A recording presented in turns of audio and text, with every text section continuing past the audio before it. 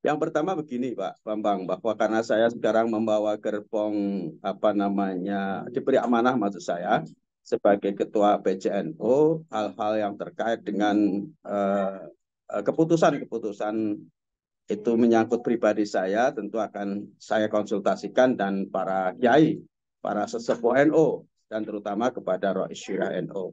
Jadi kalau masyarakat, saya sebenarnya inginnya berkhidmah dulu lah di PJNU Kabupaten Cilacap. Khidmah dulu, tetapi kalau seandainya masyarakat banyak, warga Kabupaten Cilacap, termasuk para kiai, para sepuh NU, kemudian didorong ya sebagai sebuah kader bangsa, tidak boleh menolak begitu Pak Bambang.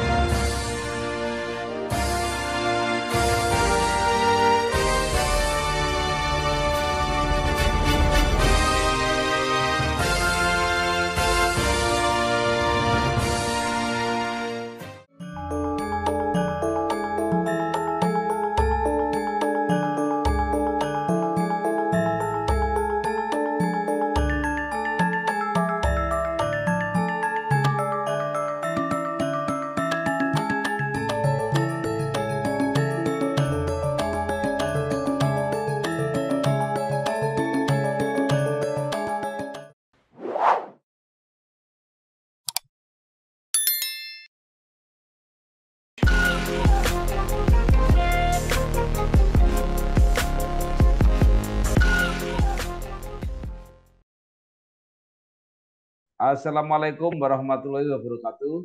Waalaikumsalam warahmatullahi wabarakatuh. Bersama saya Bambang Sadono di kanal Inspirasi untuk bersama saya Bambang Sadono di kanal Inspirasi Jawa Tengah. Mudah-mudahan kanal ini selalu bisa memberi inspirasi, motivasi, dan edukasi. Kami sedang mempersiapkan beberapa video wawancara untuk memantau dinamika kabupaten kota dalam menyongsong pilkada serentak, termasuk pemilihan bupati dan wakil bupati Cilacap periode 2024-2029. Saat ini saya sudah bersama dengan salah seorang tokoh Cilacap, yaitu Bapak Dr. Imam Tobroni. Beliau adalah Ketua Tanfidiyah PCNU Kabupaten Cilacap. Apa kabar Pak Imam? Alhamdulillah baik Pak Bambang.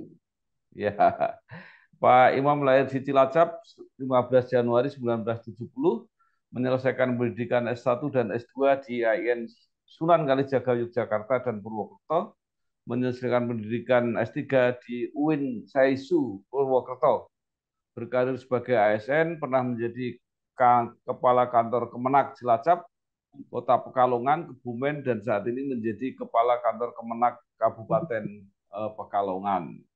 Nah, mungkin supaya kalau ada yang kelewatan secara singkat bisa disampaikan perjalanan karir Pak Imam. Silakan, Pak.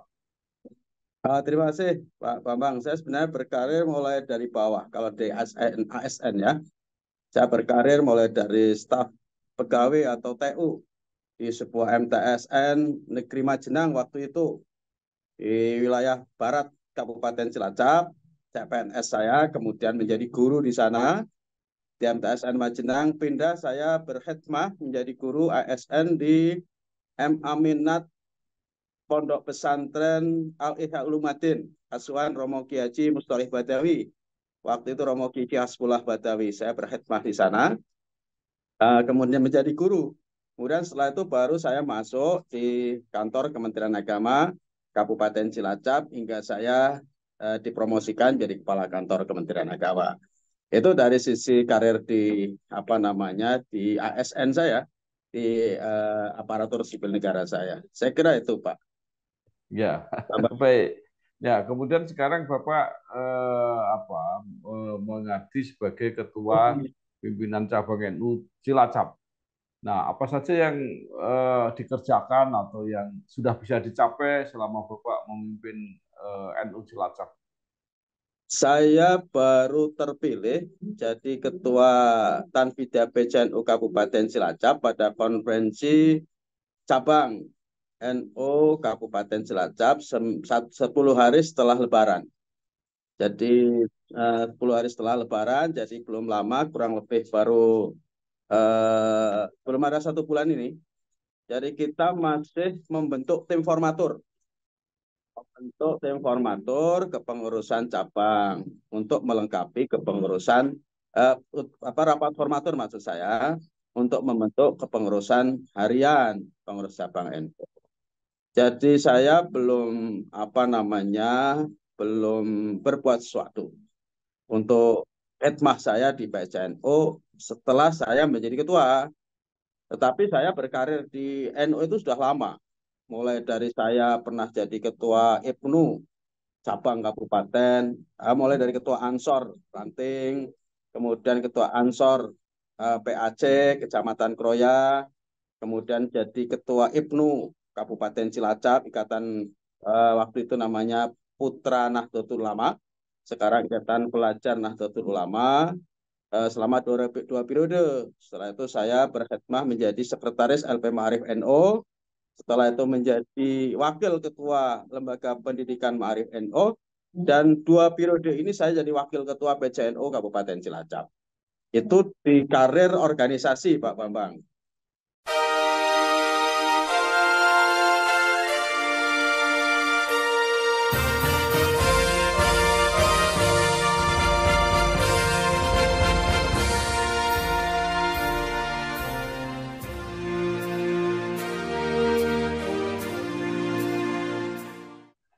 Baik, luar biasa, karir dan pengabdian yang cukup panjang. Nah, menjelang Pilkada Cilacap, nama Bapak juga disebut-sebut sebagai tokoh yang potensial untuk dicalonkan sebagai bupati maupun wakil bupati. Apa komentar Bapak? Begini Pak Bambang, satu sisi saya sebagai warga Kabupaten Cilacap punya hak politik untuk mencalonkan atau dicalonkan secara demokrasi melalui pilkada itu. Di sisi lain, sekarang saya menjadi ketua PCNU Kabupaten Cilacap. Tentu bahwa saya membawa gerbong Nahdlatul Ulama yang besar, yang ada dari berbagai badan, lembaga, badan otonom, dan dari 24 Majelis Wakil Cabang NU. Kalau saya secara pribadi tentu bahwa pelaksanaan pilkada ini harus berjalan baik, berjalan secara demokratis, berjalan secara jujur dan adil. Pelaksanaan kegiatan ini menjadi sesuatu yang berarti untuk mendorong partisipasi masyarakat dalam hal politik itu. Sehingga masyarakat ikut terlibat dalam ikut mengambil keputusan, terutama dalam hal nasbul imamah, yaitu memilih seorang pemimpin. Siapapun orangnya pemimpin itu. Yang penting adalah yang terbaik untuk membawa Kabupaten Cilacap lebih maju, lebih bermartabat, dan lebih istimewa, saya kira itu. Ya, Pak Imam, apakah sudah ada partai yang mendekati atau tokoh figur yang mengajak Bapak untuk berdampingan sebagai pasangan calon? Ya, saya kira beberapa orang berkontak kepada saya bagaimana untuk mengajak berkolaborasi, bersinergi, membangun Kabupaten Cilacap ini. Dan juga beberapa sahabat, beberapa kawan ikut mendiskusikan tentang bagaimana Cilacap masa yang akan datang. Karena masyarakat Kabupaten Cilacap penuh dengan harapan agar pemimpin yang dilahirkan dari Kabupaten Cilacap ini pasti harus pemimpin yang istimewa. Saya kira begitu. Apakah Pak Imam bersedia kalau diajak atau dicalonkan baik oleh figur maupun oleh partai? Yang pertama begini Pak Bambang, bahwa karena saya sekarang membawa gerbong diberi amanah maksud saya sebagai ketua PCNU, hal-hal yang terkait dengan keputusan-keputusan itu menyangkut pribadi saya, tentu akan saya konsultasikan dan para kiai, para sesepuh NU, dan terutama kepada Rois Syirah NU. Jadi kalau masyarakat, saya sebenarnya inginnya berkhidmah dulu lah di PCNU Kabupaten Cilacap. Khidmah dulu, tetapi kalau seandainya masyarakat banyak, warga Kabupaten Cilacap, termasuk para kiai, para sepuh NU, kemudian didorong ya sebagai sebuah kader bangsa, tidak boleh menolak begitu Pak Bambang. mungkin Bapak melihat sudah mulai muncul tokoh-tokoh yang mau maju, yang kira-kira punya kesamaan perjuangan atau Ya. yang menurut Pak Imam sudah mulai kelihatan siapa? Dalam perspektif apa namanya atau pandangan yang berkembang melalui media-media, gitu Pak Bang ya. Ya, Pak Bang, karena secara organisasi di PCNO atau secara pribadi belum ada sounding gitu, belum ada komunikasi yang bersifat langsung. Ya saya melihat aja di media-media sosial itu ada apa namanya Bu Teti, ada Pak PJ Bupati, Pak Awaludin, ada Pak Taufik, ada juga dan lain sebagainya. Saya kira banyak yang ada sudah mulai bertebaran juga foto-foto soal apakah beliau-beliau akan mencalonkan diri atau tidak. Saya secara pribadi tidak tahu karena belum ada komunikasi khusus atau mungkin yang bersifat interaktif begitu untuk berbincang-bincang tentang persoalan tersebut.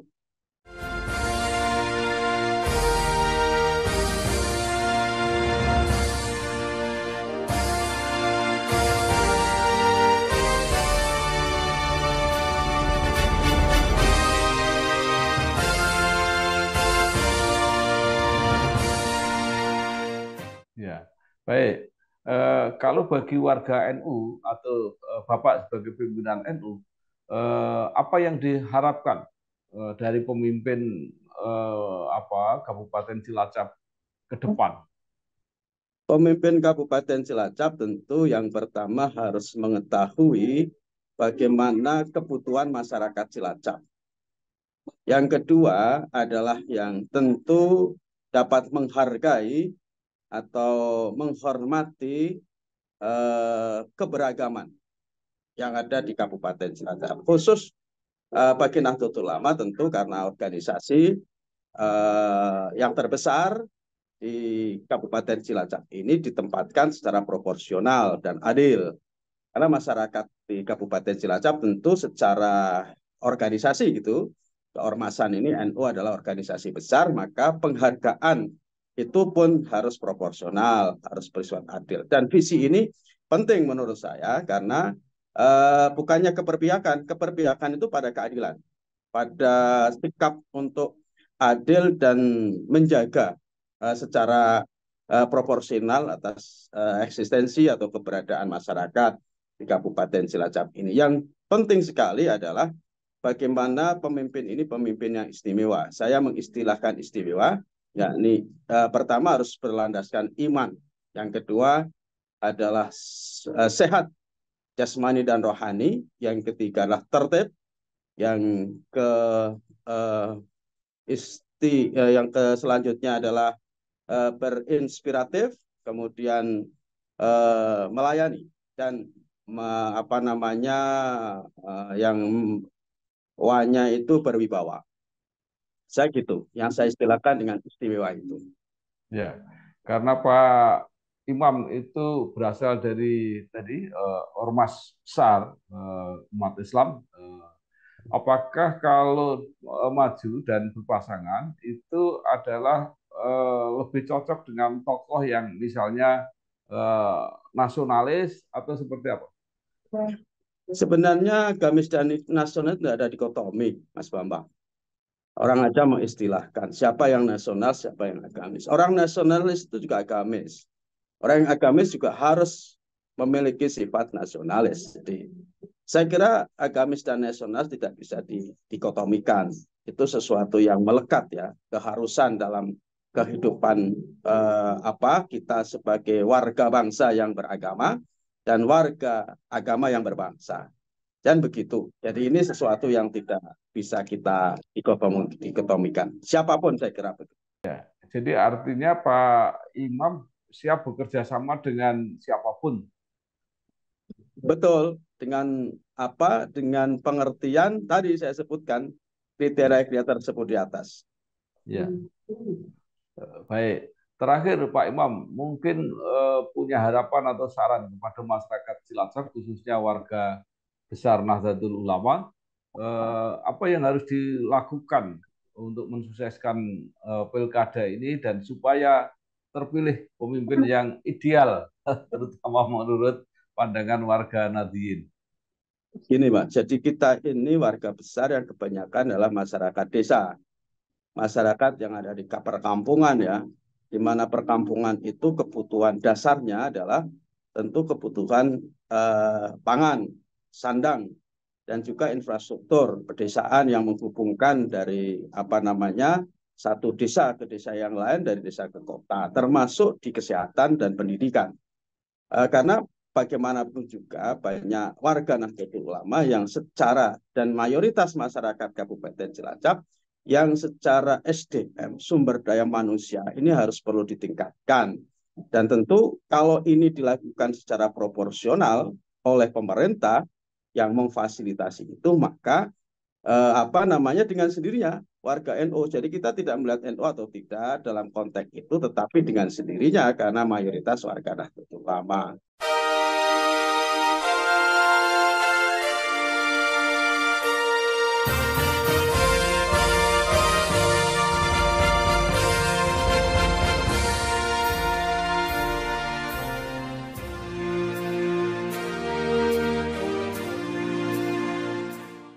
Bahwa SDM atau penguatan sumber daya manusia ini sangat penting melalui pendidikan. Mungkin ada beasiswa khusus atau mungkin ada seleksi khusus kepada masyarakat yang punya prestasi di satu sisi, yang di sisi lain memang secara ekonomi tidak ada atau tidak mendukung atau kurang mampu, mereka diberi beasiswa oleh pemerintah daerah untuk belajar sampai setinggi-tingginya.